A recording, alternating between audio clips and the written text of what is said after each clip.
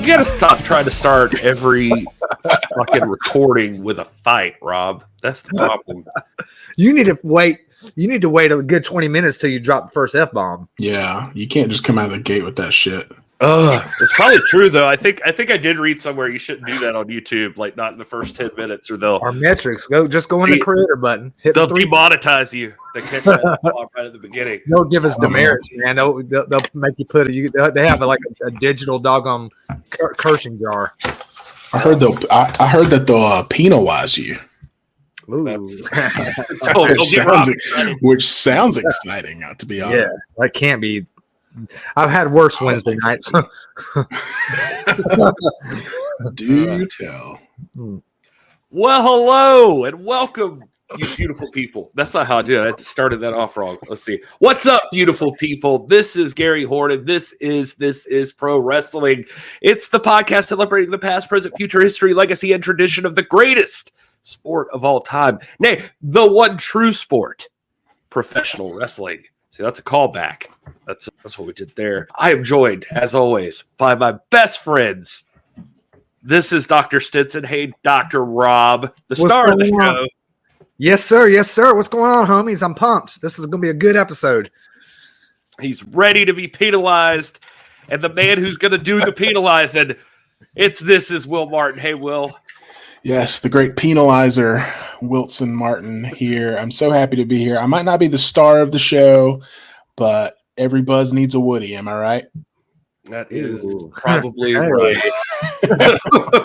All right. Sorry, I have a 3-year-old. We watch a lot of Toy Story.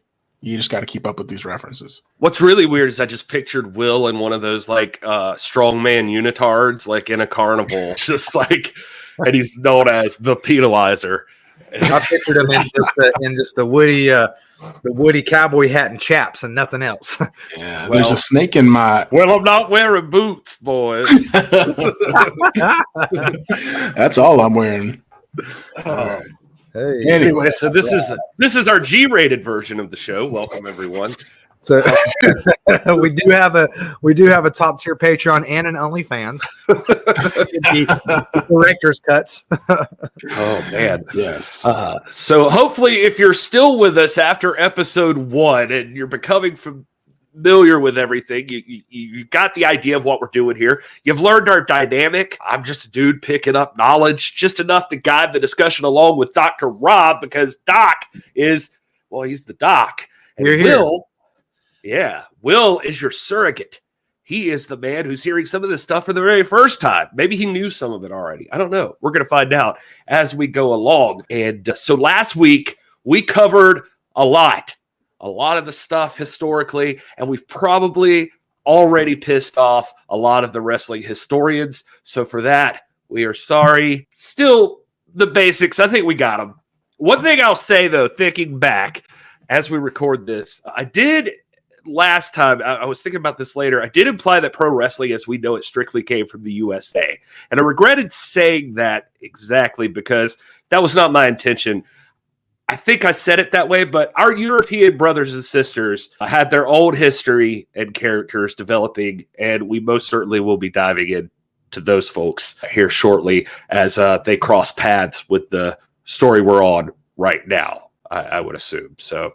Yeah, and don't be too hard on yourself. I mean, there are a lot of historians out there that go through great pains to make a point really that nobody's saying, that, you know, pro wrestling as we know it today is distinct from pancration or from the wrestling that you might have seen discussed in the Bible or seen in the ancient Greek, ancient Olympics and all that. Rob, nobody's arguing, you know. Rob, actually, I'm glad you said that because I don't want to walk all over you as I'm apt to do on this show, but I do want to say another thing I wanted to tackle with you right up top is that when I was perusing my Pro Wrestling FAQ today, as you all know, we're using that as a major source, also the comic book story of professional wrestling amongst hundreds of other things. I was on the Wrestling Observer today. And so, but we love to give Mr. Solomon credit for the Pro Wrestling FAQ, Aubrey Sitterson and Chris Moreno credit for the comic book story professional wrestling. Both those books give us a great way to outline this discussion, I think. Anyway, My point being, when I was perusing Pro Wrestling FAQ today, I learned from Rob, and I've been highlighting and notating in my book now. I've just gotten over it, and I've just started scribbling.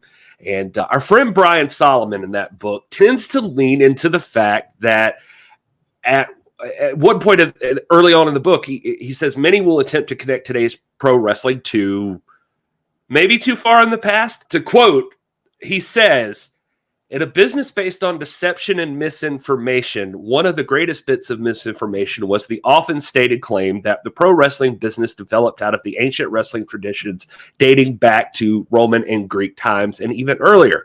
Promoters and well-intentioned historians often pointed to the practices of the Egyptians, the venerated Grecian champion Milo, and even the biblical tale of Jacob and the angel, the first ladder match. Nevertheless, despite such bold claims, the origins of the professional wrestling business are not to be found there. Now, per this bit of info, although we're certainly delving into Mr. Solomon's opinion on where the one true sport began today, thanks to our first episode, we may now officially fall into the category of quote-unquote well-intentioned historians. So I wanted to get your thoughts on this, Dr. Rob. Well, again, I think that it's like, I'm a Presbyterian, and this is not going to have much meaning to a lot of you, but there are people out there that, Presbyterians are traditionally regarded as Calvinists. We, in the tradition, the philosophical and theological tradition of John Calvin, who argued for the famous 5 points, total depravity, unconditional election, limited atonement, irresistible grace, and perseverance of the saints. Well, a lot of people will say, yeah, but the problem is there are too many. I just don't like hyper Calvinism. And then I'm sitting thinking, like, I've never known a hyper Calvinist. I've never met a hyper Calvinist. I can't think of one theologian I describe as a hyper Calvinist. So going back to the great Brian Solomon, by the way, his scholarship is impeccable. I just don't see anybody out there who, if you look at wrestling the way we've defined it, the fact that it's an athletic sport and a form of performance art in which two or more prize fighters engage in a simulated combat under predefined stipulations in order to reach a pre-established goal and to further along a narrative, I don't find anybody who's saying that existed in ancient Greece and Rome and Egypt. The point is, when wrestling developed, it did not develop on a tabula rasa. It did not develop devoid of a whole tradition of combat sports. It's just so intuitive that it's informed by all of that tradition. That's why we even call it wrestling, because they drew back to what they were referring to it as in ancient times. So I just don't think no one's really making that claim that, oh, this is the same thing. If you woke, up today and got in the DeLorean and, 6.21 gigawatts and found yourself back in 23 BC, that you would be seeing a wrestling match the way we see it. We're not. But the tradition that becomes pro wrestling inherited all that. It did not just, no one just woke up one day and said, hey, I've got a great idea. Let's start competing, tell a narrative, maybe throw in a fix there so that we can gain some prize fight money and work the crowd and this and that. No, they borrowed from a very thick and developed tradition throughout humanity. I mean, me and my brother, since my earliest memories of my brother were of he and I fighting, just fighting, just horse playing, competitively trying to outmaneuver each other. And then, of course, we got into pro wrestling, but that is a human imperative. It's written in our genes. So I think that we're certainly not saying that pro wrestling is the ancient sport of wrestling. It's not. It's distinctive. You're not going to see something like, what we see today as pro wrestling is even different from what it was in the 1950s. But no one's going to go back and say 1950 pro wrestling wasn't pro wrestling. It was pro wrestling. In the 1800s, in the 1700s, you had a sport called wrestling in which people competed, sometimes for prizes, and they developed rivalries and feuds. And it was the best thing was to be the toughest guy on the block, and that goes all the way back to ancient times. So, yes, wrestling is rooted. Oh, it's most definitely rooted in the dawn of humanity, but it is certainly distinct as well.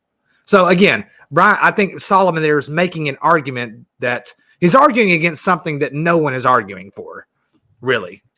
Yeah, I think it's just semantics. I mean, it's just I think we're about to hit today on where we think like pro wrestling as we know it, and what he's saying also is like this is where it really, really began. Like the direct line goes back to, but I feel justified that in episode 1 we hit on that other stuff. It's like, yeah, this is drawing from something in the past. It's just, there was a quote, I think he actually used it in his book, talking about, God, I wish I could remember off the top of my head. I'm sure I'll stumble back across it. Maybe it was later on, but that the same way that Shakespeare had plays with huge masks and that sort of thing to hit the person 30 rows back, so they could get what was going on. And wrestling is still drawing from that. I don't think anybody's saying that, it's directly Shakespeare, but there are things it's drawing upon, I guess, is right. It's in the same vein. I like to conceive of it, and I think I make this point later. You got to conceive of wrestling, and especially when we get to like title lineage, when we start to see the emergence of titles as a gimmick or as a selling point in the 1860s. You got to think of it like as a series of concentric circles, like the sun. You got the sun in the middle, and then the rays going out. And the farther away you get, the less pure you are. But you got to think of it in reverse order, okay? Wrestling is more like the emanating rays going inward, working towards the nuclear center, which is modern pro wrestling. It's borrowing from this wealth of tradition. Not even wrestling. I mean, from all forms of martial arts. And, we've got a very dear friend of our show, Front Row, who studies multiple forms of martial arts, including pankration. And, he will tell you that, no, it's not pro wrestling. It's not the same thing. It's not axiomatically identical, but there's no doubt that there's some cultural exchange there going on. And wrestling inherited a great ancient tradition, a beautiful tradition, and turned it into something unique and singularly different in its own thing. So, Will, are you still with us? I know we've rambled on. How you feeling over there? You feeling good about all this? Oh, I'm great. I was actually, while you guys were talking, was downloading my digital copy of the comic book history of pro wrestling, so I could have that as a reference as we talk. So you guys are good. Yeah, we don't get too far in it this way because we do dive a little bit deeper this time, but it does make, I think, I was telling Rob this today, that it makes a really good framework for the timeline of pro wrestling. So it gives us some ideas. We're going to spend a little bit more time in the carnival section today. And with the guy we hinted at last week, Martin Farmer Birds, we'll get there to him. Rob, I'm going to let you lead us into the next part of this as we get into what Mr. Solomon considers the first part of wrestling. But before we do that, just real quick, I wanted to read you this thing I happened to find. And it's from an interview with Roddy Piper. So we can toss this up to some more modern fans. In the interview, he's talking to a guy it's like for a TV show he was doing at the time or something, but somehow the subject comes up. He asked the guy, well, you know how like pro wrestling started, right? And the guy says, yeah, I think so, like Carnivals or something like that. And Roddy Piper says, and this is a quote from Roddy Piper, just picture the carnival pulls into town, one that looks like Little House on the Prairie. And the covered wagons would come through, and there'd be the bearded lady and the strong man and some animals. And then there'd be the wrestler. And so the night before the carnival on Saturday, there'd be people at bars. And the people from the carnival would find out who the tough guys were. And they'd walk up, and they'd start talking up their wrestler. And so in the afternoon, the next day, everybody comes down, and some local guy would want to take him on, and it cost like a nickel or something. And if you won, you got 50 cents. And the wrestler would get him in a hold. And there's this hold we call the sugar hold. But it's a hold in which it makes all the blood rush to your head, and blood comes out your eyes, nose, ears, etc. But he doesn't pin him. So the wrestler would catch him in this hold and slap him on the ribs, and it would make the guy start screaming. Well, the crowd would get upset and angry. All of a sudden, a guy would jump up from out of the crowd and say, hey, I'll take you on. And then the promoter would come out and say, whoa, whoa, whoa, whoa. And the wrestler would you got to do it in character, Gary. I know. I can't. Hold on now. I'll take you on, boy. Hold on, I'll take you on. And the promoter would come out and he'd say, whoa. And the wrestler would let the guy go. And the promoter would say, whoa, hold on now, sir. My guy just fought. You come back tonight and take him on. And then they'd all come back that night.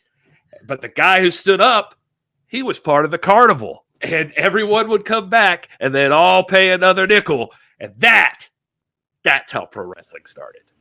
And that's called marketing. And it's been going on since the dawn of time. And it's beautiful. Yeah. Hold on now. You can't say that the marketing that they did at the dawn of time is the same as they did now, Will. Well, it's evolved slightly. It's evolved slightly, but the principle is the same. We got to entice people. We got to make them want to come back. That was a pretty exciting retelling of that scenario, Gary. I would go back. I'd pay another nickel.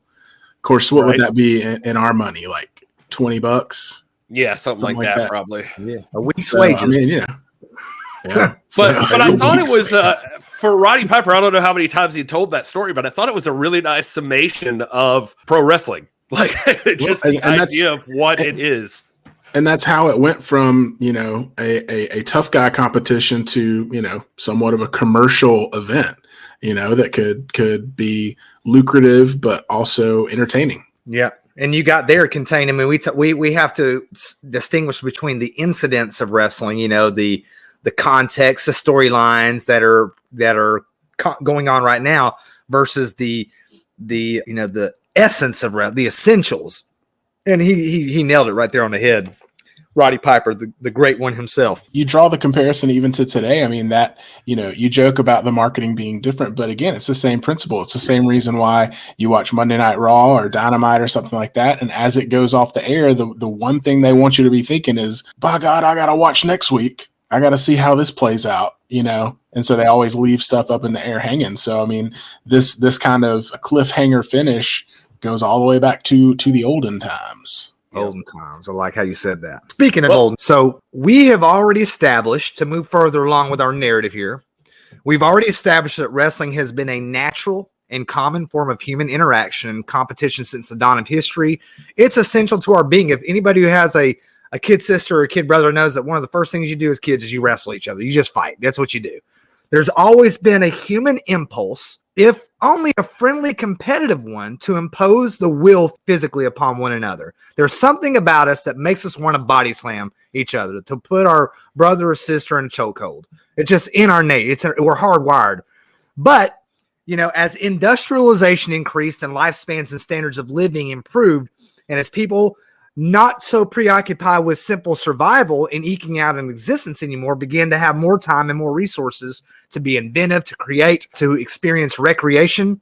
Professional sports and other pastimes became more and more a feature of human life and culture. We have the rise of boxing, baseball, blues, jazz, rock and roll, all that kind of stuff.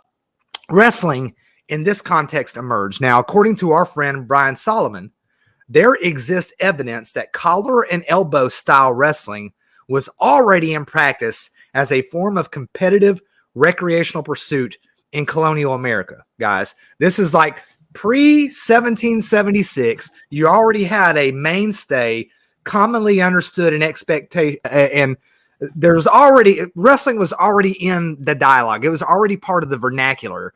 And when someone said wrestling, or hey, we've got a wrestling fight going on, people in their mind would have a mental image of what was taking place.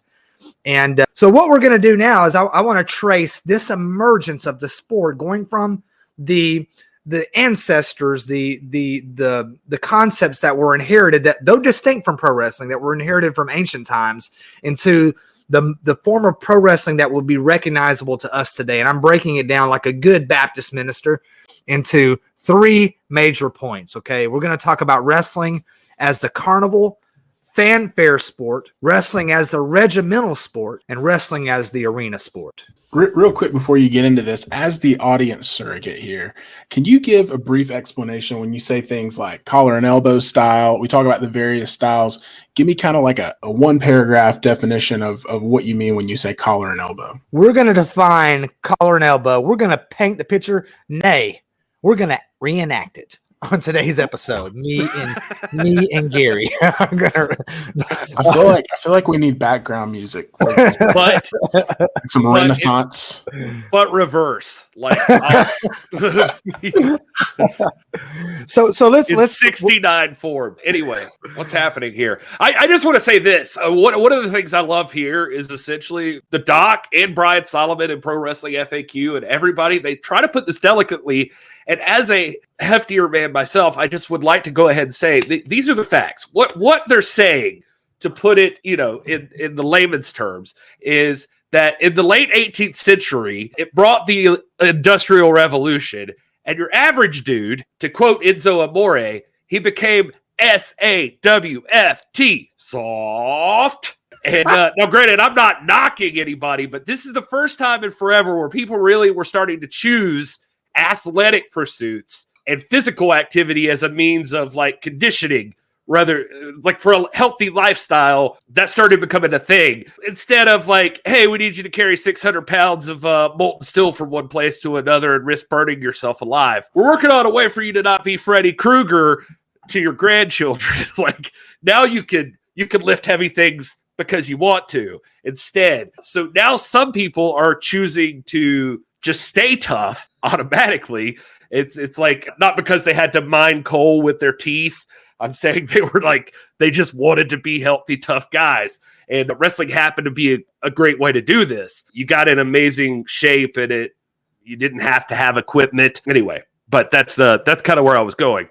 It's like in the movie Gettysburg, you've got some Confederate generals there sitting around a campfire, and George Pickett is opining about the inherent and constitutional right of secession. He draws this analogy about the Gentleman's Club, and then another Virginian named Pender looks at him and he says, and this is what I'm going to say to you, Gary. He says, George, you sure have a way of trivializing the momentous and complicating the obvious. Yeah, no, you're right, man. I'm just joking with you. I thought I laid it out nicely. I was just pointing out. You done good, man. It's like, look at if you. I wouldn't say a formally trained historian, but my passions are in history in multiple forms. And if you look at like ancient Native American traditions in North America, you go from the Paleo to the Archaic to the Woodland to the Mississippian. And as time goes on through these traditions, you'll find that the thing that really emerges that distinguishes the various traditions is the arrival of things like beautiful pottery, art, decoration, culture, writing, literature. And you don't find this at all in the Paleo tradition. Why? Because they were concerned about fending off the saber-toothed tiger. They were spending too much time trying to live.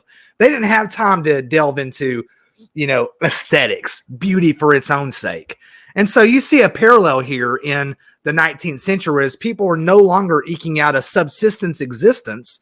I mean, I'm not saying that everybody was living in the lap of luxury, but, standards of living because of the Industrial Revolution were increasing exponentially across the Western world. And because of that, now that I'm not just so concerned that, heck, when am I going to get my next meal? Now I have time to go out to the traveling fanfare or carnival. I have time to engage in physical fitness, and wrestling emerged as a form of physical fitness training, where it was a healthy pursuit that boys on the farm could engage in and whatnot. But yeah, so as culture becomes better and wealthier and more literate and whatnot, you have the emergence of wrestling. I hate this stigma that's attached to wrestling as wrestling being this vulgar, crass sport. And I get it. I know why that's the case, but wrestling, the emergence of wrestling is parallel to the emergence of refined culture in America.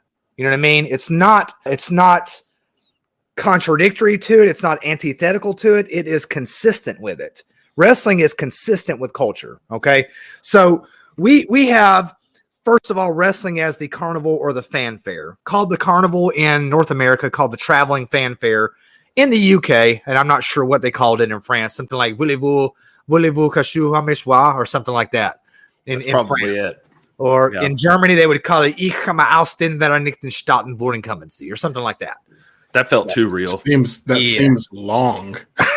Yeah. Seems it was like the fair. What was that? Klingon? Is that Klingon? No, that's German, man. And the translation is this. In American or in English, it's, hey, Daddy, take us to the fair. In German, it's Ich komme aus den Vereinigten Staaten, wohin kommen Sie, Stein zu einander. Yeah, and you're wearing leather when you say it. Hey, Daddy. Hey, Daddy, take us to the fair. Nay. Let us ride Space Mountain, Daddy.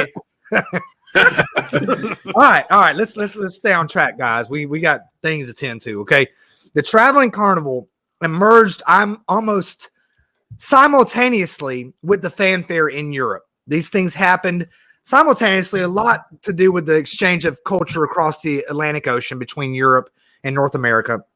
And as early as the late 1700s, we know that a common feature of the traveling carnival with some form of wrestling or physical scrappling or scuffling, which inevitably gave rise to gambling, probably at first, legitimate gambling, where you're betting on, hey, this guy, I bet my money on this guy, I bet my money on this guy. But eventually, of course, people get smart to the fact that, hey, there's money to be made here if we maybe, you know what, tell you what, let's go on the road together. I'll take this first fall. You take the next one. We'll just keep them guessing. And you see the rise of gambling, you know, and fixing the sport. But I wanted to point out that even in the early 1800s, late 1700s, you already had the emergence of a celebrity-like status with certain carnival wrestlers. And one in particular is a guy that Brian Sullivan points out is William Richardson, probably the greatest celebrity of the traveling carnival circus. And from 1800 to 1809, allegedly, William Richardson went undefeated. There is an excerpt, and I'm looking at my iPad here, but there's an excerpt from a book entitled, I love this title, man. This is so charming. Get this. This book is called Wrestling and Wrestlers, Biographical Sketches of Celebrated Athletes of the Northern Ring, to which is added notes on bull and badger baiting. So you got bull and badger baiting. But I don't know, man. But I badger bait at least once before I could go to sleep at night. Gosh, yeah. Just let me read a little excerpt from this. It said, when Blackwood's magazine states that William Richardson of Caldbeck, the winner of 240 wrestling trophies or belts, was better entitled than old Howard of Castle Docker himself to the cognomen of belted will. And I don't know what any of that means. We need Nick Allis in here to translate this English for us, this King's English. But I wanted to point out that it says here that in Northern England, the carnival wrestler William Richardson wins his first wrestling match in 1798, and from 1801 to 1809 went undefeated. William Richardson. I got to read more about this guy. No, I know. It's funny. You go back on these things and you start hearing names. Like I will be the first to admit, I didn't know him before any of this. But so to connect it to even what I was saying before is like there's these guys that do this as sport. There was the stuff we mentioned last episode, like rough and tumble, and like the colonial people that would have ways to settle differences. But wrestling had become sort of a sport. And Rob, to something you said that I forget the word you used, but to not perceive it as uncouth, like it almost seemed like it's not even much different than in some ways like knightdom, you know, like it was a way to just test your mettle, and it was a fun like sport to have. It was just as a gentleman, like get in there and have the rough and tumble, and well, not rough and tumble, you're not gouging out eyes, but like these guys were just trying to see who the best dude was. But it was out of sport and out of fitness, and it become more of an activity, a leisure activity in sort of a way. But now the best of those guys, they would, in graduating, to become hookers, not like Will's mom, but like the term for legit badass people. I'm sorry. You're lucky my mom doesn't listen to this. Hookers in these terms would be badass people you don't want to mess with. For instance, Rob mentioned William Richardson, and he was one of the first big dogs, traveling with the Carnivals, taking on audience members, that sort of thing. I mean, that was just a natural progression. It's not unlike like they'd have the festivals where the knights would like joust and do all these things. It feels like you'd have your tough guy, and you're like, hey man, this guy can make a lot of money. He's the baddest man around. Let's come in and see if your local guy can beat him. It sounds a lot like what we know about wrestling going forward. And now to do that, though, in this case, you had to be able to hold your own and feel comfortable doing that. You had to feel pretty good about your ability. And now there's question, and we'll get into it, about how much of it always was legit, but there's a good probability that William Richardson was able to whip that ass if he needed to, and nobody was worried about him. And Rob, different places had different rules, right? Mm-hmm. Yes. Now this gets into Will's question earlier. What distinguishes, say, collar and elbow style wrestling from the two other major forms, what we're going to call Greco-Roman and what we're going to call catch as catch can, or just catch style or loose style? Encyclopedia Britannica describes the three major varieties. By the way, each of these varieties have host of sub-varieties. But these sub-varieties are going to be categorized into 3 major forms. One called belt and jacket, which is what we call collar and elbow. Belt and jacket, same thing. Catch hold, catch hold is not the same as catch as catch can. Catch hold would be more analogous to Greco-Roman. And then what Britannica calls loose style, that we're going to call catch style or catch as catch can. So let's look at each of those real quick, all right?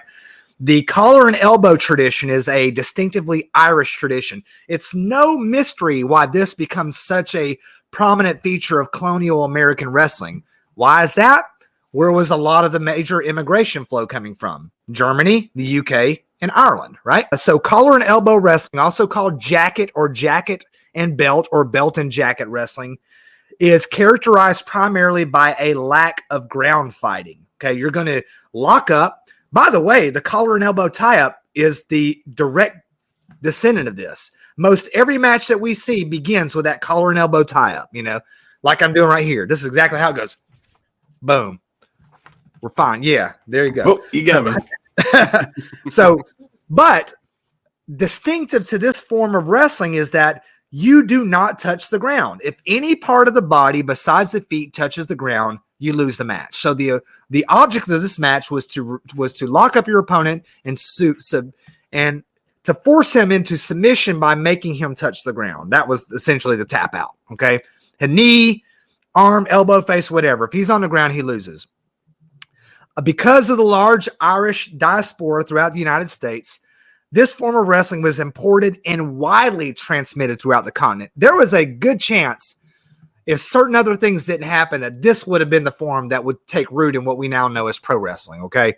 Again, collar and elbow influencers are still here, but even though this would not become the major form of wrestling, it still exists. There are still collar and elbow organizations, collar and elbow leagues that are legit shoot leagues, and by shoot, what do I mean by shoot there, Will? You mean fake, and I'm doing air quotes. Nope, that's not what I mean. Shoot, I mean real. Oh, real, yeah, yes. Not fake. Kayfabe or work would be the fake or the subterfuge, the deceit.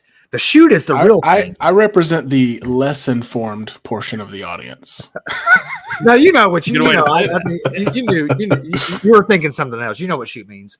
So when someone gives a shoot interview, gosh, man, I hate talking wrestling terminology because I know a lot of wrestlers are irritated by it. This is their area, but but I think in this conversation, I'm the same way when we're talking about the current product and we're trying to critique it. But I mean, when in this scenario where we're talking about the history and I think it's important to use the right terminology and stuff that accurately describes it. So I'm with you, but I think in this scenario, I think we're if good. you were to watch, I was going to get into this I wanted to talk about this a little bit anyway, but we'll finish off your styles there. Let's go through some of your styles, and then we can talk a little bit more about that, because I'm with Will too. I felt awkward even thinking this out today. I was like, I don't know.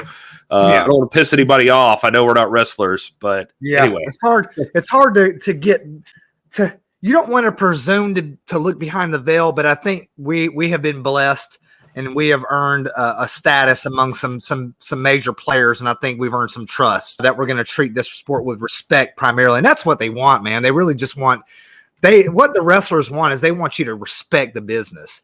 Don't just think any old person can do it. So don't talk like you're one of the boys if you haven't earned that prerogative, So I think we've earned some trust here, and a shoot that when you hear the word shoot.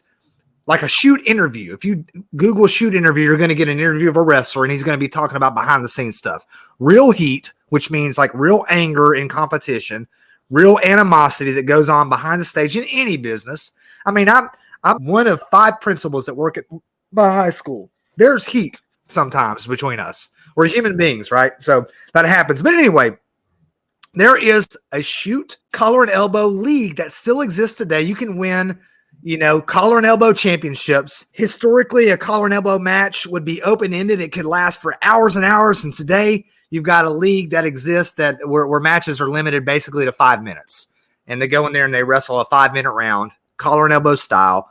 You lock up. No part of the body can touch the ground. And that is actually how they do it, and it's real. There's no acting about it, all right? So that's the first tradition, and it was very prominent in North America.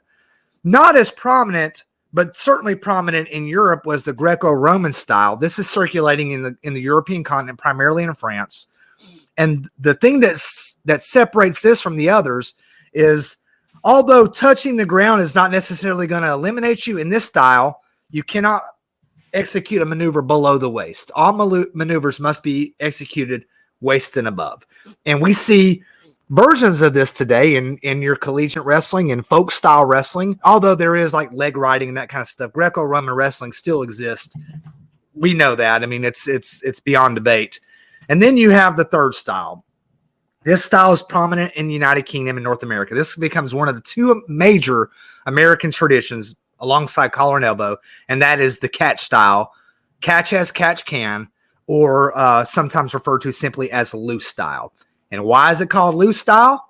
Because it's like Gary's mama. You know what I'm saying? Oh, No, I was gonna say. all right. I was gonna say, don't ask me. No, she's like a spider monkey when she's like wrestling. Like she's like loosey goosey. She's all over the place. She's wiry. That's my mama. There you go. Loose. And like your mama, this Oh boy. style is a classic grappling style. And sweet and caring and just would give. Can cook a great meatloaf. Right.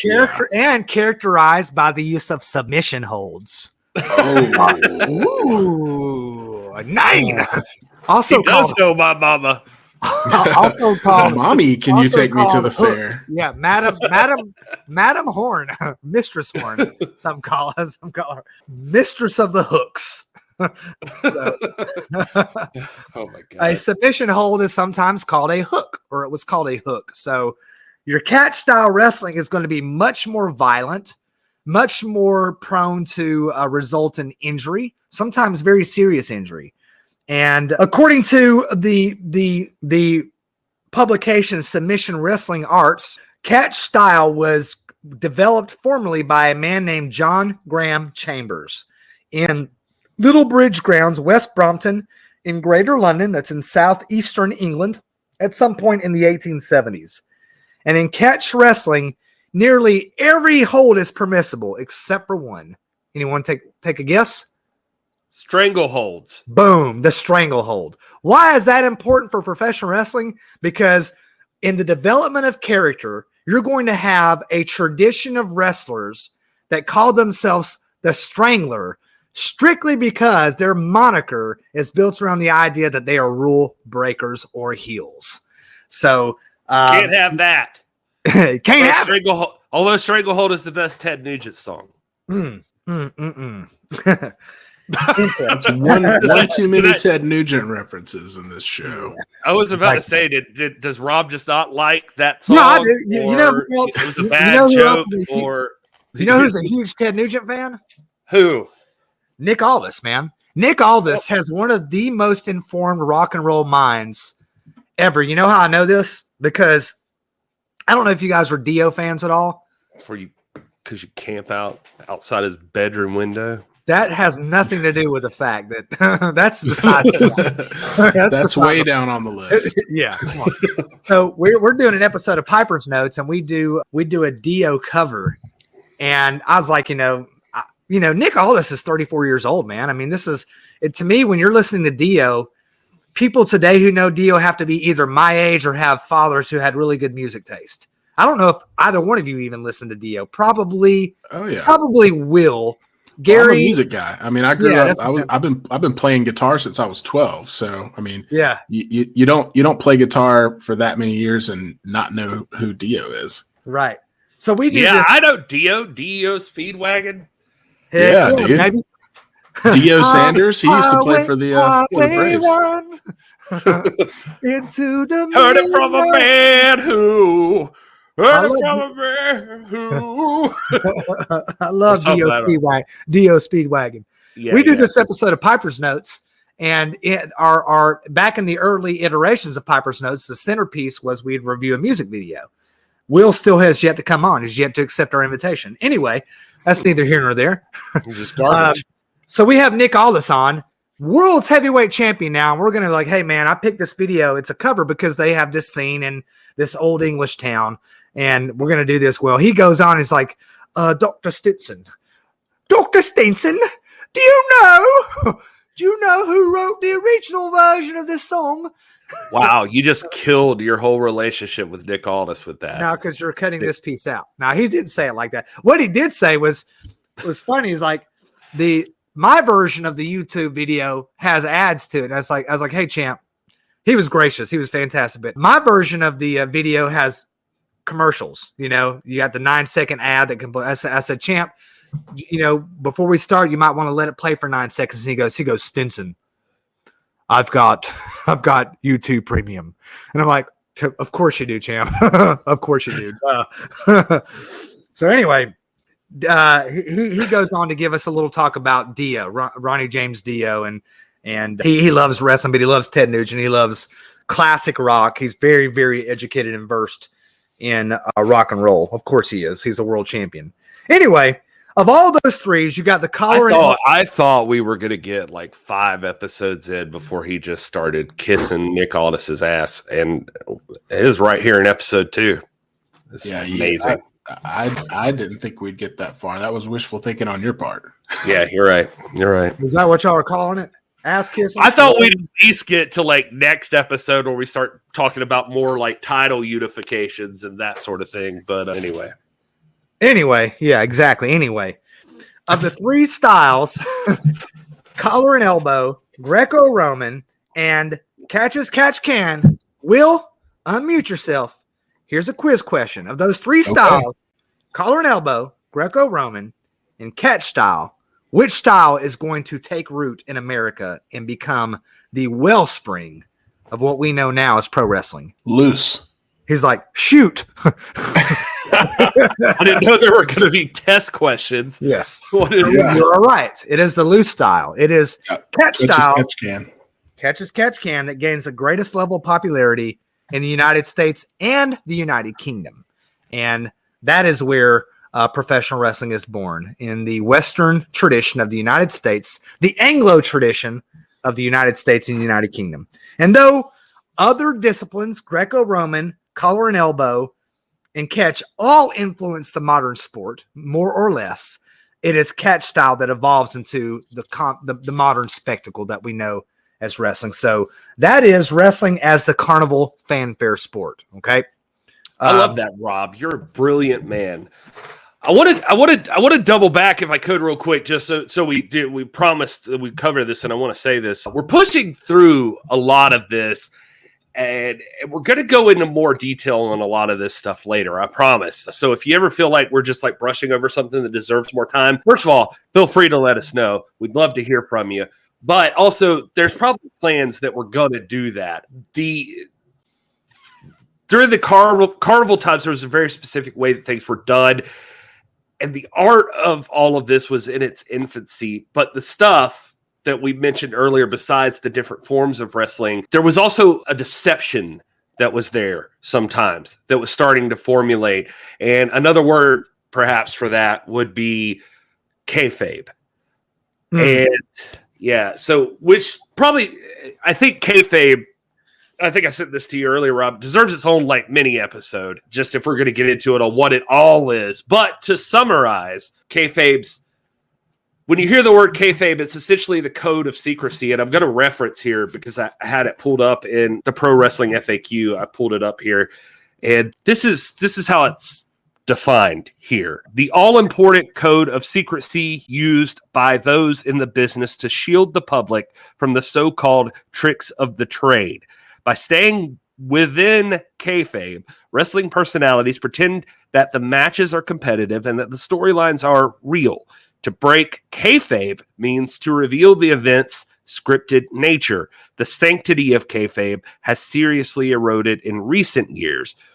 As a verb, kayfabe would be used as to convince someone that something is real when it is actually simulated. An example would be, are you kayfabing me? The reason I'm bringing this up is just because we kind of hit on this in just a minute ago, and some say that kayfabe like comes from like Carney speak, the carnival programs. This is where you'd start to see this, and it goes back to what Rob was talking about before, like where gambling becomes involved in some of these matches. It goes back to that Roddy Piper quote from up top that maybe every once in a while, I mean, you wanted your guy to be good, you wanted your guy to be able to handle himself, but sometimes you also wanted.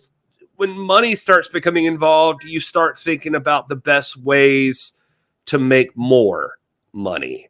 And to do that is you get people impassioned about what's happening. Not just Joe Blow off the street wrestling this guy who says he's good. Maybe it matters more if Joe Blow off the street has a real reason to want to beat the hell out of this guy who's the best at what he does.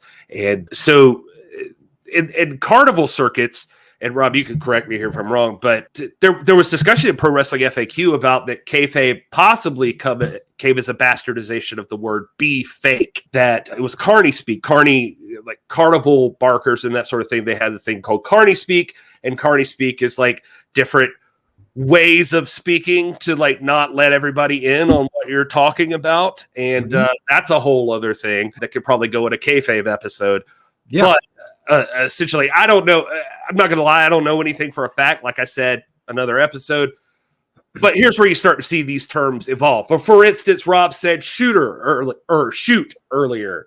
And in these instances, wrestlers were expected to be quote unquote straight shooters or shooters. And this initially evolves from like another carnival tactic where there would be these shooting games where like somebody has to aim and shoot something and people would bend the pellet gun barrel, and you'd have the guys that were set up that could nail things, but then the marks, quote unquote marks, the ignorant people that they brought in to play the game would try to shoot, and the barrel's bent a little bit, and they, no matter what they do, they can't win. So shooters were the legit part, like the legit talent. They were the legit great guys. And so anyway, that's where you get the term shoot or shooters. They were the guys that could handle themselves. The best of those were the hookers who knew how to hook their opponents and incapacitate them if they had to with ease. These are the guys that when you weren't sure if things could get reversed on you, nobody reversed it on a hooker. A hooker was like the best. Like a hooker would choke you out. No matter how the matches went, despite whatever, the hooker would win his match when it was time to win his match. Anyway. And if not, if he was not going to, if for somehow you had a guy that was tougher than the hooker, they had another plan in there. They'd have some guy that come in and hit you in the head with a hammer or something to save the talent. So they had a plan A, a plan B, a plan C, and a plan 4 to take care of all that. Legit, that was some stories I think we both saw, like that, you know, they'd wrestle you through the curtain, somebody nail you in the freaking head, and then you'd roll back out, and they're like all googly-eyed, and they get pinned or submitted or whatever. But a lot of times as this progressed, because of the way that things work, is like there's gambling involved. So that there's ideas of like, we need somebody on the other side of this that's in on it too. The guy that's going to lose a lot of times is a guy that's a plant. So, because this match needs to last this long to build up the payout, you know, like to keep it going. And so, you know, you get two shooters in there and they look legit. They handle business. And anyway, no matter, we'll get all into that probably on a whole other episode, but no matter how the matches went at the carnivals, despite real or not, whatever, the sport started catching on. And it got bigger and bigger and bigger, and it grew perhaps to more than a circus tent could handle, right?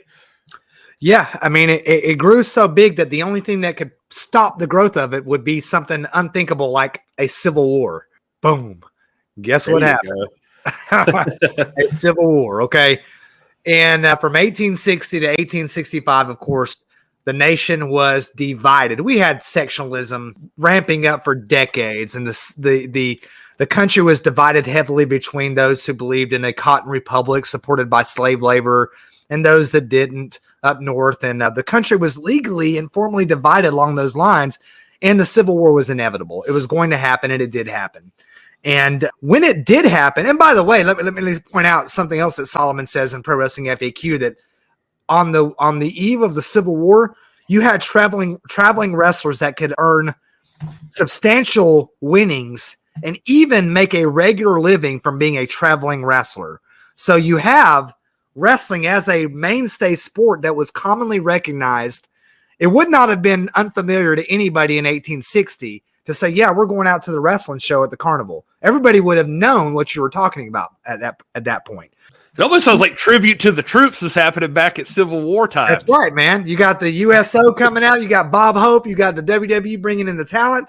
Except in this case, the soldiers are bringing in their own interest in pastimes. Now, I am a former soldier. I'm a veteran myself of the Global War on Terror. And I remember being, in uniform, being in an Arctic tent in Fort Wainwright, Alaska, and wrestling my buddies, and we had our own little platoon championship, and the top dog would win. We had a belt that we made out of cardboard and aluminum foil, and that was the trophy, boy. You had that belt. You were the chosen. That was the chosen from the Chosen Reservoir campaign in the Korean War. We had the chosen championship, and if you won this title, you were the top dog, man. And I remember there was a guy named Bill. I can't remember his first name, but he was Private Bellinger, big boy, just a mean infantry guy, born to be a warrior. And he was the champion. Bellinger was the chosen champion. Anyway, you had that going on in the 1860s when the Civil War broke out, as soldiers would get out and break out into camp, and a soldier will tell you there's a lot, the unofficial motto of the military is hurry up and wait. There's a lot of wait time, a lot of downtime while you're waiting for orders and the troop leading procedures to take root and all that. And as it happened, you have essentially the rise of what I'm calling the proto-territorial system arises as each regiment, not every regiment, but many regiments would have their champion. And then, of course, you would have the grand champion of all the regiments. So a regiment, by the way, is roughly 1,000 men. A company is about 100 men at full strength. Of course, in the thick of the Civil War, sometimes a regiment, through attrition and casualties, would be reduced to even less than 100. But a regiment essentially was 1,000 men at full strength. And in these 1,000 men regiments, you would have regimental champions emerge.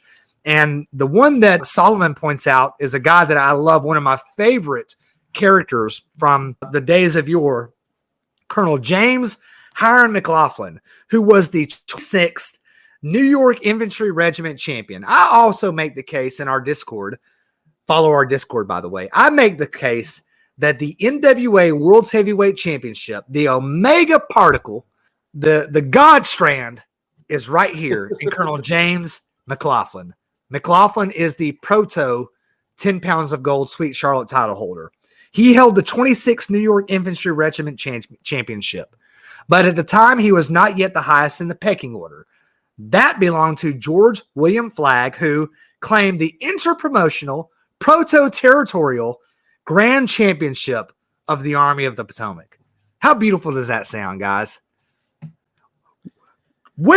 George William Flagg. I want to hear Gary cut a promo in the style of George William Flagg, Grand Champion. The style of George William Flagg. Sir Gary. George William Flagg. The natural Sir George William Flagg. The natural. Yeah, what would his name? It's the natural George William Flagg.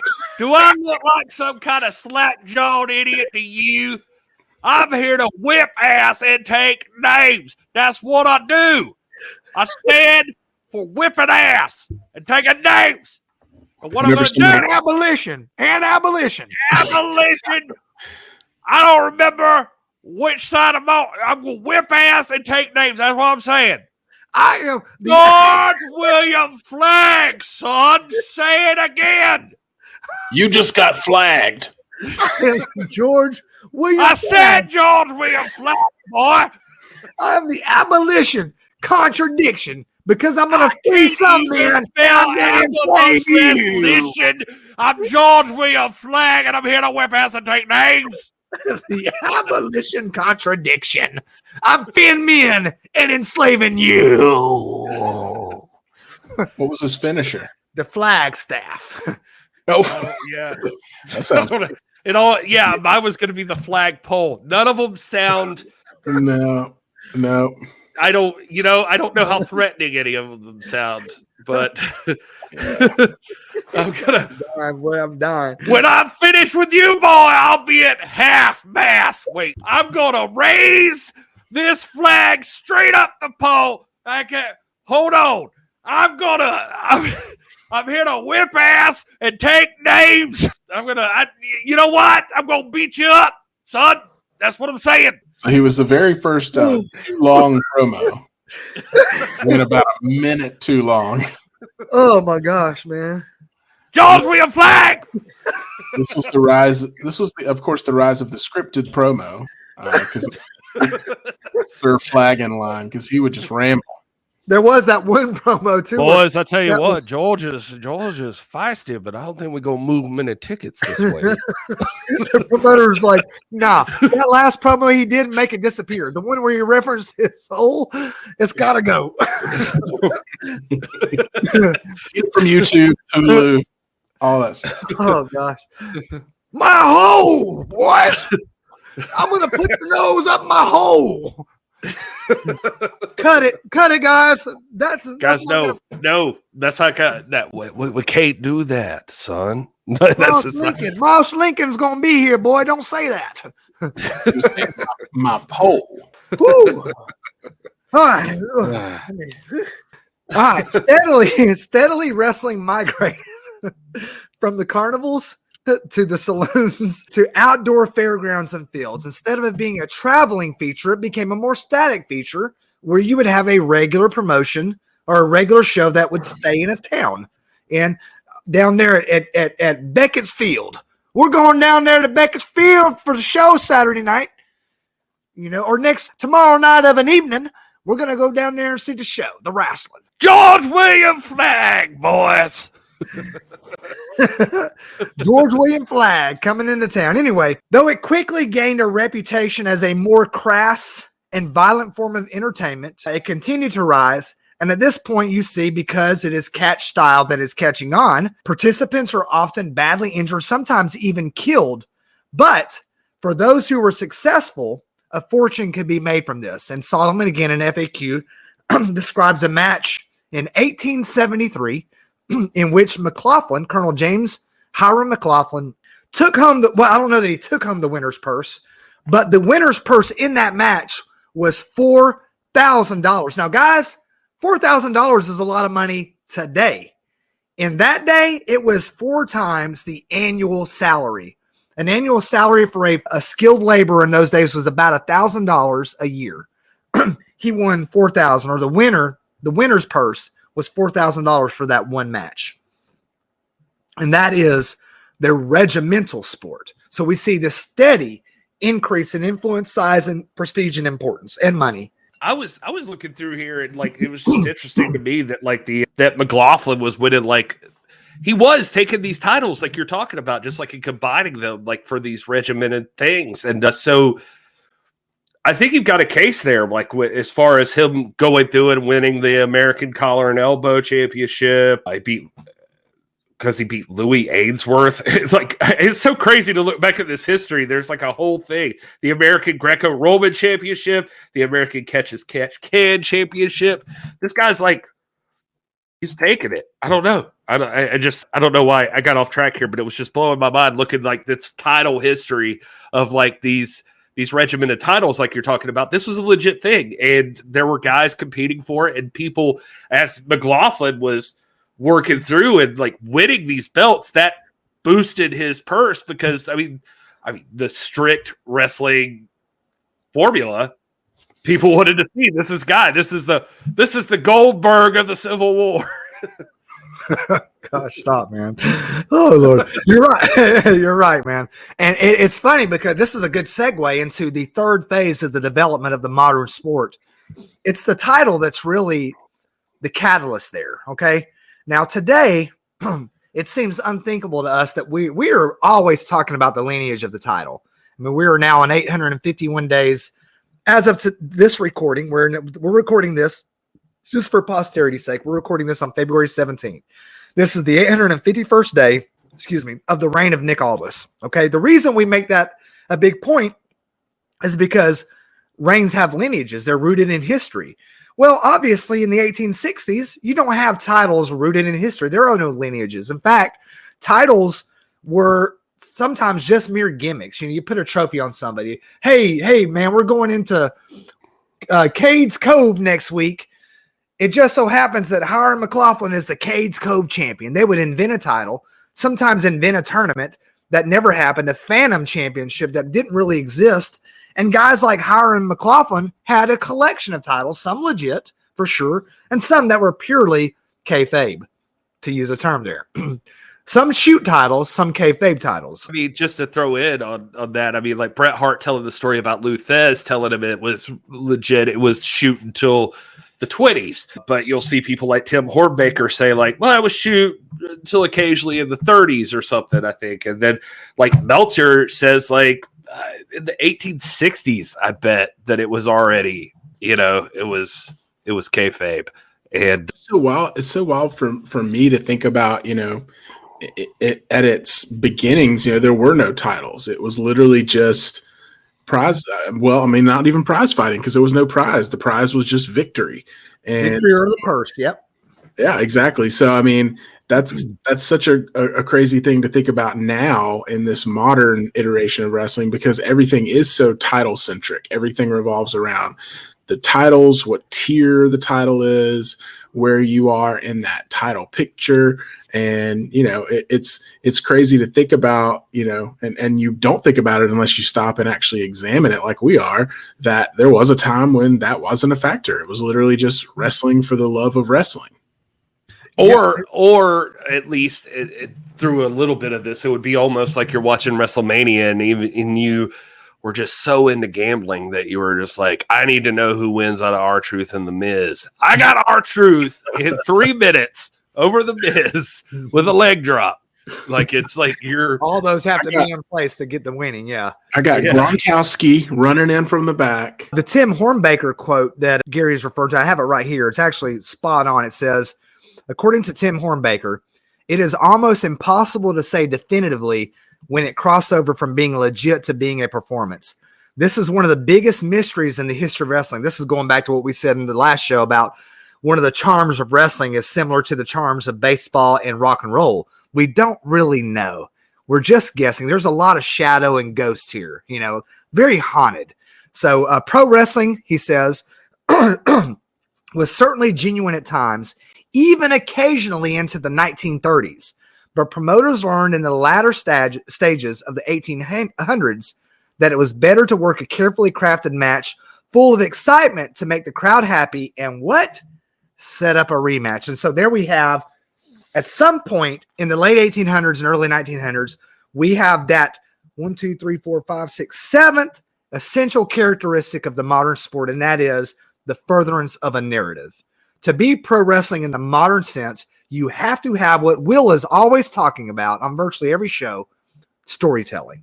And so we have that come into existence. But I would love to know, as we talk about this, and we probably don't even know because there may not be a lot of stories from the actual competitors, but you've got to imagine when you get into wrestling as a wrestler, I mean, you want to be a legitimate tough guy, right? And you want to go in there and establish yourself as a tough guy who can beat someone up. What was it like for them when that transition happened to, hey, we're going to actually create narratives and storylines. So, at this particular night, you're actually going to lose. You're going to come out, with the short straw, but don't worry, because next weekend you're going to get that back. I really wonder the mentality of the actual wrestlers, like how that transition looked for them. And I mean, probably ultimately I would imagine it was about money. And if they knew like, well, I'm going to make money, they didn't really care and they were still going to, get their receipts. But it's just such an interesting thought. Absolutely. Yeah. And again, going back to what Gary said, it's the title, the emergence of the title as a goal or as an aspiration, as a pecking order mechanism is critical to wrestling graduating from the carnival, from the regiment, from the saloon to the arena, which happens in the last 3 decades of the 1800s. By the way, just pointing this out, and I know Will, who's a big fan of the Intercontinental title, and I know you are too, Gary. We all know that Pat Patterson's Intercontinental Championship inaugural victory is a phantom victory. Now, I've seen an article that they've got footage about Pat Patterson winning this legendary Intercontinental tournament in Rio de Janeiro, although there's nothing definitive about it that says it's the tournament or that it's anything. The consensus is most likely that they invented this tournament to put this belt and establish some legitimacy on Pat Patterson. Not taking away anything. I mean, this is storytelling here. What's not to love about, hey, man, he went down to Rio de Janeiro, no cameras, no footage. There's no way for you to confirm it, but he won, a 20-man tournament to win the first Intercontinental Championship. It's still going on today, guys, and it was going on in the 1860s, 70s, and 80s when the title was a gimmick it was a device. And the reason I say that is because when we start defending the legitimacy of the NWA as the one true lineal world championship, it's important to note that all those threads are going to eventually, all these capillaries and veins are going to eventually converge into one bloodstream that is the NWA World Championship. So who is the first NWA World Champion? Is it James Hiram McLaughlin? Yeah. Is it George William Flagg? Yeah. Flagg? Yeah. All of them. George William Flagg, I'll grind you the sausage, boy. And you can't spell sausage without USA. Hiram McLaughlin, James Hiram McLaughlin wins the American Collar and Elbow Championship. There was no lineage to speak of at the time, but it was a clear title, a definitive championship. And again, he would lay claim to several titles. But the point I'm making is that prior to 1900, title claims are not as critical as they are today. They were not the hallmark of successful career back then, because you might have a traveling champion or a traveling wrestler that was a badass that didn't have claim to any title. He was out there and he's just winning those purses, and he would develop a gravitas or a certain, air or aura about his name and character that was way more important than what a title would be, because a title really is a modern construct. It comes into play after the 1900s as a serious driving device in pro wrestling. It was much more important in those days to simply be known as the toughest guy on the block, as it were. And to Gary's point, alongside the collar and elbow title that McLaughlin held, you had other championships. You had the American Greco-Roman title. I remember Greco-Roman Championship Wrestling sounds like a show. Greco-Roman Championship Wrestling. Tune in every Wednesday night at 6:05.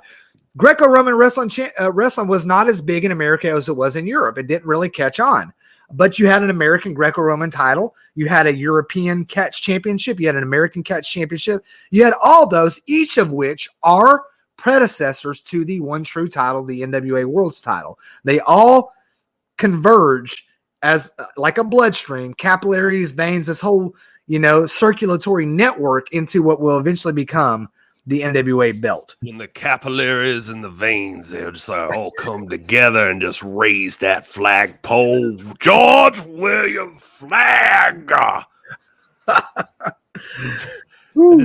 boy. Yeah, I know. All right, back to the script. And Gary alluded to this earlier, as a wrestling spectacle steadily increases in popularity more and more, and attendance rises, so did the accompanying gambling practices, and of course the fixing or working of the matches. By the late 1800s, the wrestling as a staple of the carny had steadily given away to the wrestling hippodrome match, which is basically the prize fight. Hippodrome match, remember that. That's on the test. This is the prize fight featuring large crowds and therefore much more pernicious gambling practices and larger ticket gates in an arena setting. Because gates became an important part of the impetus behind the sport, fixing became more and more commonplace, not only to manipulate gambling financial outcomes, but here it is, again, that key component of the modern sport, also to build a narrative to sell the next event. That became just as important as essential and commonplace, and therefore you have narrative driving. And because there's narrative, you necessarily have to have working going on, or hey, this is what's got to happen in this match. Well, I got you here because I had to look this up myself. Hippodrome is not a common word, and it's like the Greek stadiums that horse races took place in. That's what it is. I had to look that up myself, so I just wanted to share that with the audience. But yeah, Big stadium. I thought that's what they prescribed when you got your wisdom teeth taken out. So I'm glad you clarified that. Mm-hmm. I'm like, hey, Will, let me get one of them hippodromes, bro. Come on, Hey, bro, nah. let me get just 2 of them, bro. Help a boy out. Help your boy out. I'm going to play I'll Hungry do anything. Hippodrome. I didn't have a joke for that. I just wanted that's the only thing with Hey, hippo. man. GTFO. You give me a couple of them. Hey, Will, I'll do everything you ask for a couple of them hippodromes. Everything. I don't want this conversation to go any further. So, Do you know George William Flagg? Can you get me his autograph? Hippodrome. Boy, let me tell you what I'd do with a hippo. That's what they call them, man. Back the slang. It's like it's not methamphetamine. It's just meth. A hippo. Hey, man, let me get a couple of them hippos. This is going nowhere. Yeah, you're right. Listen, that's y'all's fault, man. That's actually Will's fault. This is your fault. I blame you. You brought up a hippodrome. Listen, I'm doing my job. All right, what are we supposed to do with hippodrome? Like, how are we supposed to use that? Yeah, we just turn know that we turn it into a prescription drug reference, bro. That's what we did. We did our part. You don't want to let it go.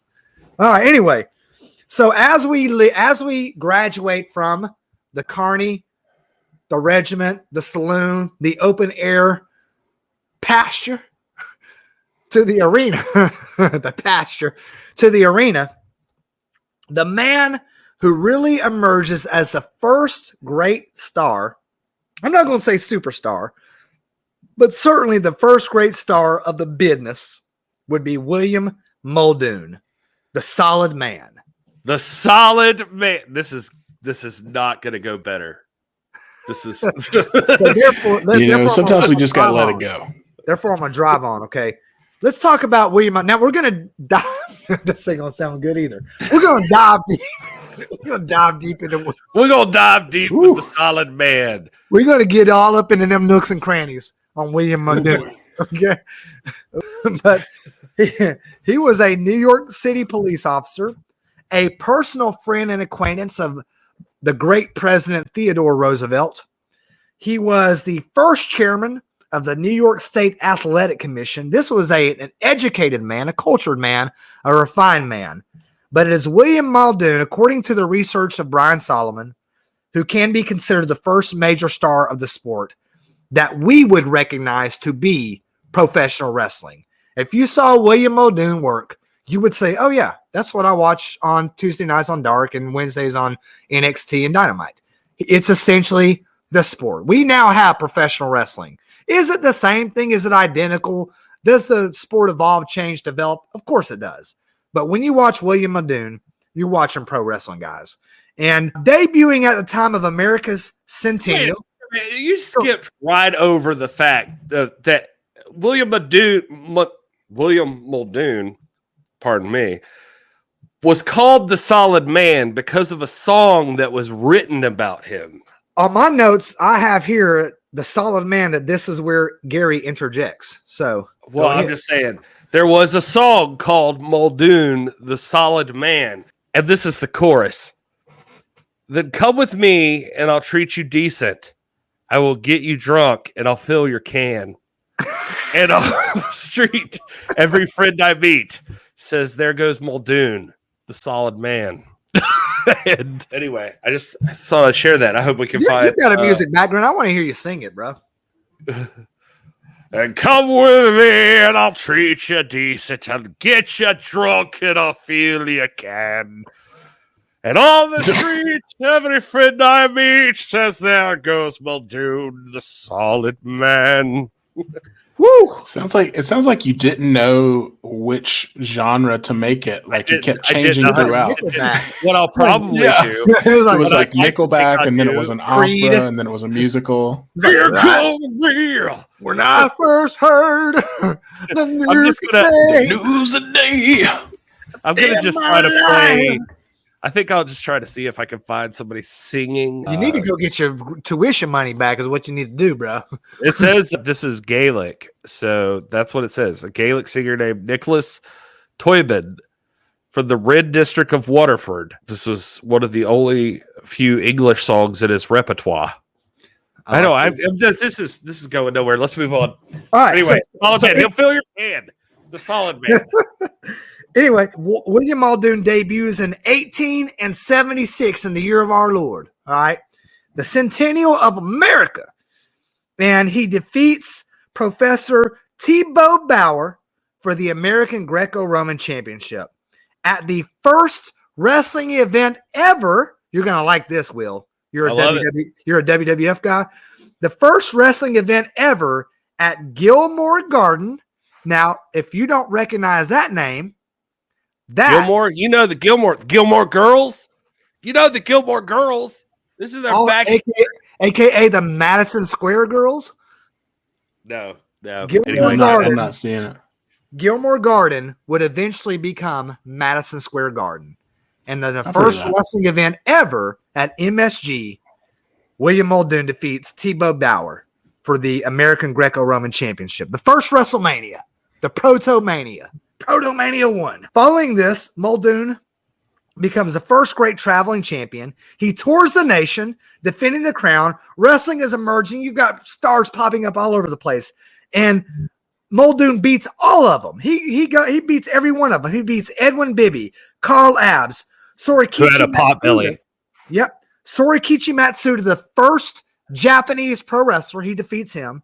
And Evan the Strangler Lewis. Before we get to Evan, though, he defeats his arch rival, the Kansas Demon, Clarence Whistler.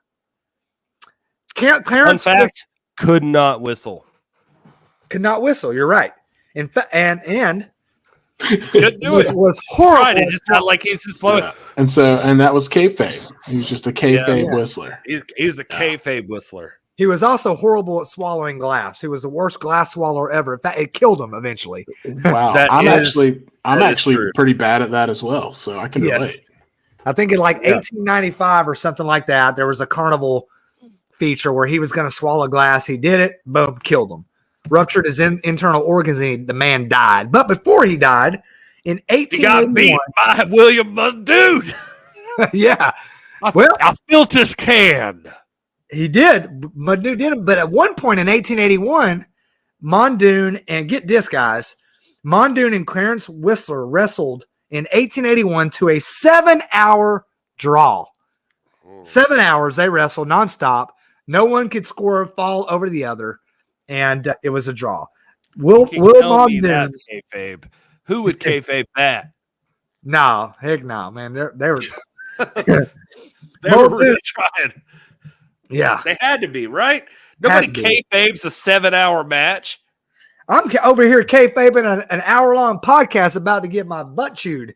Hey, 7 hours. My wife's waiting on me.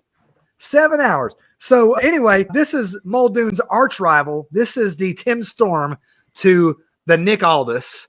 This is the Dusty Rhodes to the Ric Flair. William Muldoon and Clarence Whistler, the first great rivalry in the modern sport of pro wrestling. Beautiful, man. In 1893, we finally arrive at a distinctive championship. Remember, at this point, championships have been pieces. They've been gimmicks. They've been devices to move narratives along, to sell tickets. But in 1893, we finally arrive at a distinctive championship that can be considered, I'm going to argue, the direct ancestor to Sweet Charlotte, the 10 pounds of gold, the Dome Globe, the NWA World Heavyweight Championship. Catch style had definitively emerged as the preferred flavor of the American sport. And in 1893, Evan the Strangler Lewis laid claim to the American Heavyweight Championship. He had beaten Ernst Rober, the student of William Muldoon, to claim the catch title. He had earlier claimed the collar and elbow title from Rober, and then he already held the Greco-Roman Championship. So he basically combined and unified these three style championships into the American Heavyweight Championship. And it is this belt that will eventually become the belt that Frank Gotch will wear later on down the road. We're not going to get there yet, but just moving on. Martin Burns. By the way, talking about tournaments, we don't have any video footage of this or anything like that. I don't have any documented evidence to support this. But according to legend, Evan the Strangler Lewis the first person to bear that moniker, debuted in 1882 by winning in Montana a tournament consisting of 64 men. A 64-man tournament. Evan the Strangler Lewis. That joker was stout. Yeah, I mean, he was stout, and I see where you're going with this, and we're going to get to the NWA title, and if you don't stop kissing Nick Aldis's ass, I swear, Rob. No, but seriously, in 1861, though, there was a man born who was into wrestling since he was a child, like seeing his first wrestling match. And there's so much to tell about this, so we're going to brush through this as quickly as possible. But he started as a kid taking like a scientific approach to viewing pro wrestling. And while Catch as Catch Can or catch wrestling was huge in one place, it evolved like parallel to American wrestling, and the idea of submissions and hooks, trying to use those to get power over your opponent. They worked for this guy who only would ever grow to be 165 pounds, but he was apparently strong as a bear, and he just knew how to hook you up. And in 1895, Martin Farmer Burns would beat Evan Strangler Lewis to become the first American or the American heavyweight champion. I shouldn't say the first, but I mean, we teased him last episode, and I guess that was an early tease, but I wanted to get there just because, I mean, guy came out of nowhere. This Evan the Strangler Lewis, the 64-man tournament guy, the guy that's like unified all these titles and blah, blah, blah. Well, Martin the Farmer Burns came out and whooped that ass.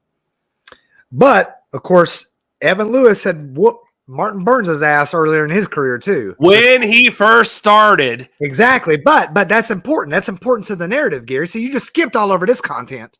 Look, man, I got things to do. Look, we're wrapping up. We're wrapping up, guys. All right. We've been going on about an hour and a half here. Martin Burns developed his own brand, being a fan of the sport, like Gary said. He became a wellspring of wrestling knowledge and tradition, invented a number of holds that we still use today. You want to talk about holds that Martin Farmer Burns invented? The full Nelson, the toe hold, the hammerlock, the arm bar, the Scandinavian two-toed credenza.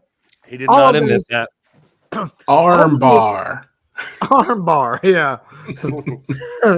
The spinning leg whistler. He invented all those, and more important to his legacy, he established a school out of Iowa, Wrestling Holy Ground, that would graduate somewhere around 3,000 students. Now, Burns, a native of Iowa himself, this is Wrestling Holy Ground, had been a traveling carny wrestler and witnessed the rise of the arena sport. But this early loss to Evan the Strangler Lewis encouraged him to improve his physical size, his strength and endurance, and to make his neck impervious to the Strangler's infamous rear naked choke or sleeper hold. Okay. That's fair enough. Okay, so I did skip that. But I also looked at that as like he was also boosting his showmanship. Like he was like, I know now what wrestling is. I have to be a wrestler. Martin Farmer Burns was the first guy to be like, there is more to this than just, I got holds. He was the first guy to be like, I got to bulk up. I got to look good in front of the crowd. I got to look like my neck can't take a stranglehold. And it was the first in a long honor tradition of wrestlers that would hang themselves. Right. Not like David Carradine style. Like he would those who know. He was beaver baiting while he did it. Like the guy from NXS, you know what I'm talking about? Anyway, the point is Farmer Burns would he got his neck so thick he could be dropped from like 6 feet up and still be fine.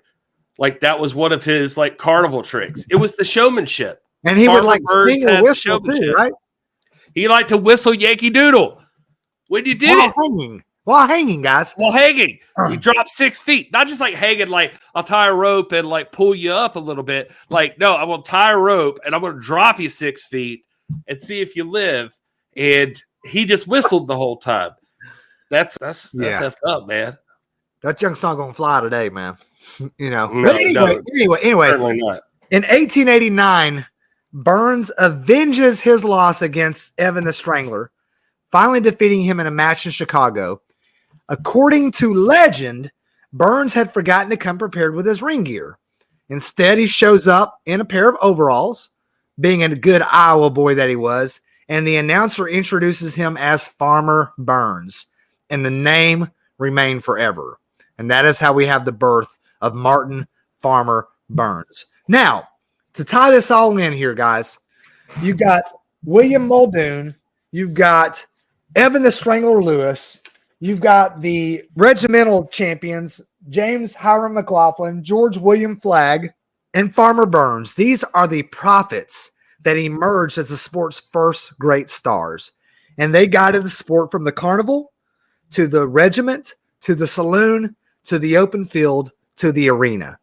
And as the 1800s turned to the 1900s, the responsibility of shepherding the sport would be handed over to Farmer Burns's top student, his most important student, the man who would be destined to become not just the first star like they were in the 1800s, but America's first mega star, the first Hulk Hogan, the first John Cena, the first Rock, the first Ric Flair, the first major sports celebrity in American history. But that, guys, is a story for next week.